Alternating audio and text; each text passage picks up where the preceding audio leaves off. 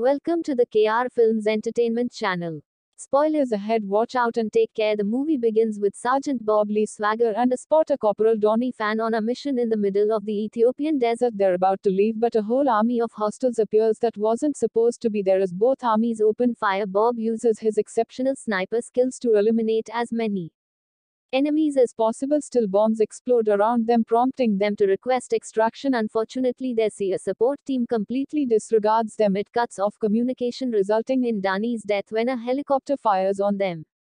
Enraged, Bob fires back and, despite missing a few shots, manages to hit the helicopter's propellers and causes it to crash. He is now a recluse in the Wyoming mountains with his dog. 3 years later, Colonel Isaac Johnson approaches in one afternoon with a mission regarding the president's assassination. They have received information that an assassination attempt is imminent and they need an expert to figure out how and where to stop it. Bob initially declines, but before leaving, Johnson gives him the information anyway. Citing his sense of duty, Bob decides to assist. After testing the distance the president would be with his own rifle, he goes to the 3 locations where the president will give a speech and studies every detail until he concludes that the attempt will take place in Philadelphia. When he informs this, Johnson congratulates him and convinces him to attend the event so he can be their spotter. Bob also meets Michael Shandor, another excellent R assisting with the operation. Bob joins Johnson's team on the day of the event in a room overlooking the site, which they set up with the help of a local cop. When it comes time for the president to speak after the Ethiopian Archbishop, Bob warns them that this is the ideal time for shooting and that they should prevent the president from taking the stage, but they don't listen to him. Instead, the cop shoots at him while the unknown enemy shoots at the president. Bob is wounded twice, but he escapes, jumping through a window and then through the glass ceiling of a building while Johnson's team cleans the room, leaving only Bob's rifle. Bob runs through the streets and meets FBI agent Nick Memphis. Because Nick is a rookie, Bob easily disarms him and handcuffs him to a railing, also stealing his car keys and telling him that was all a setup. The police and FBI quickly invade the city, even sending helicopters to pursue Bob. Later, Bob goes to a car wash. While the car's being cleaned, he cuts open the back seat to reach into the trunk and retrieve a first aid kit, which he uses to treat his wounds. After that, he returns to the streets where, after a lengthy pursuit, he finds himself surrounded by cops. He drives the car in reverse and throws it into the river. When the FBI finds the car, few moments later, it's empty. Bob has escaped, hitching a ride on a barge. He returns to the other side of the river and steals a truck, allowing him to drive right past security.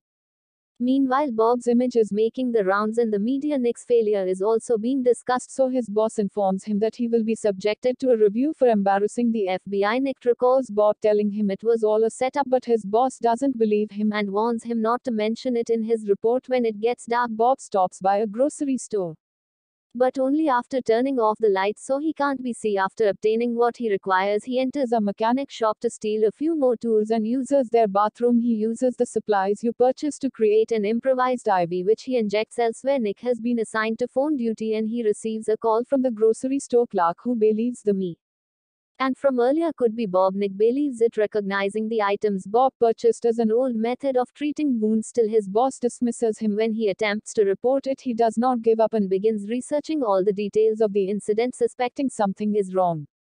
He stays awake all night in his office when his co-worker at desk Lindo finds in there. In the morning, he tells her about all the clues he's discovered, all orders and forms, and that the cop who shot Bob has been found dead, confirming next conspiracy theory. Bob disguises himself as a mechanic and drives for hours until he reaches Kentucky and meets down his widow Seraphine.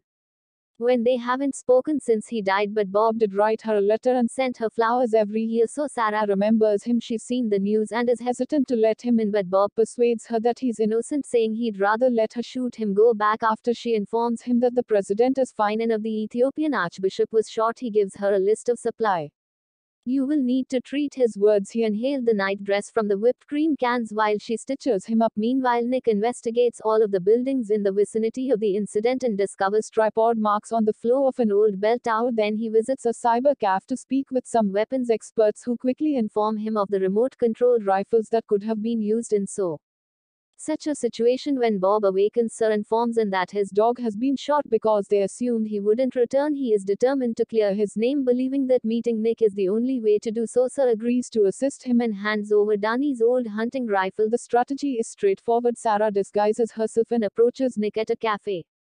to given Bob's vehicle's identification information. That way, when Nick investigates the information on the system, Johnson will notice or executes the plan flawlessly. But Bob, who has been watching from afar, is apprehended by the police, who demand identification. It's not difficult for a trained soldier like him to fight them and even use their own dog against them, so Bob gets to knock them out and steal a radio before fleeing.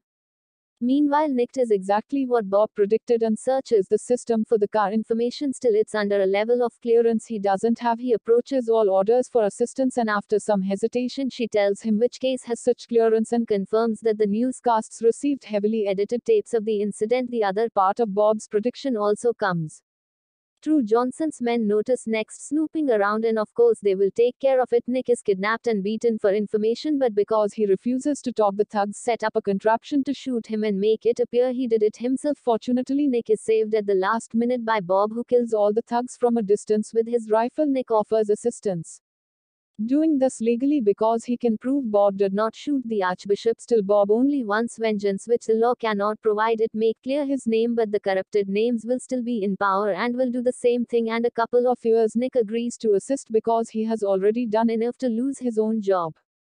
While Johnson's men discover Bob's annual flower delivery to Sarah and dispatch someone to kidnap her so they can use her as bait, Bob and Nick travel to Tennessee to meet Mr. Raitt, a firearms expert. Mr. Raitt tells them about a technique known as paper patching, which allows a bullet to be fired from one rifle but appear to have come from another. This is how Johnson framed Bob. They used a round fired by Bob before accepting the mission. Mr. Raitt also informed him that the only other sniper left alive besides Bob who could have pulled such a ruse is Mike Hiest. Serbia, whose description quickly convinces Bob that it is Sanders' real name. Nick contacts all order to learn more about Sanders' past, and she gives them the location where they can find him. This is a setup by Johnson, who has ordered Shander to be Bob's bait. Johnson also solicits a favor from St. Charles Major, who also wants Bob dead. Johnson's men break into Sarah's house late at night. She kills one of them, but the other kidnaps her. Bob and Nick go to a hardware store after they arrive in Virginia, where Sanders hiding to buy a bunch of supplies though used to make their bombs. Because Bob is already guessed there's a trap waiting for them, he also teaches Nick the fundamentals of sniping so that he can assist as a spotter.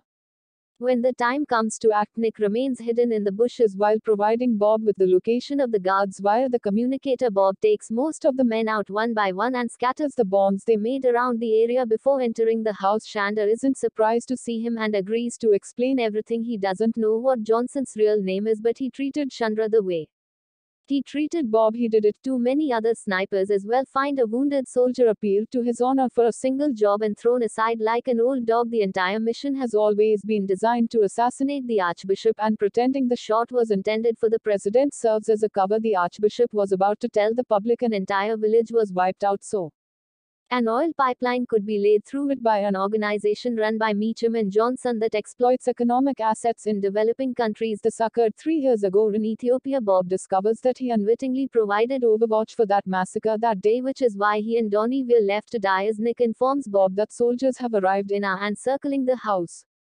Chantor admits that has only been talking to keep Bob inside while backup arrives. Then he reminds Bob that this conspiracy is deep and that there isn't just one head to cut. He also informed him of Johnson's relationship with Sarah and puts a gun under his chin to end things on his own terms. As the soldiers break into the house, Bob fight them off while Nick activates the pipe bombs and gas. Bob leaves the house using the smoke as cover and used to shoot more soldiers as he runs into a safe spot. Nick then detonates the napalm and shoots any remaining soldiers, allowing Bob to flee safely. A helicopter soon arrives, but Bob is prepared. After what happened in Ethiopia, he and NYC flees of the helicopter can pursue them. When he flies over the right spot, Bob detonates a bomb, igniting the helicopter and causing it to crash. They make it to Montana, where Nick calls all orders and convinces her to put him on the phone with the boss. Nick only tells them he's with Bob and that he can't trust them, and hangs up because the entire conversation is set up for Johnson to track the phone and call them. Bob makes a deal with him. He'll get Sarah back in exchange for Sanders' confession about what happened in Ethiopia, which is secretly recorded. He also requests that the exchange take place with Meacham for additional privacy. Johnson, Meacham, Sarah and her captor agree to meet on a snowy mountain when a man appears a few steps away and approaches them. Johnson's hidden sniper shoot him and he falls, but it's all a ruse. That man is Nick and he's fine. He's wearing a piece of metal under his jacket. served as bait for Bob to find and kill Johnson. Snipers quickly followed by shooting the thug keeping Sarah.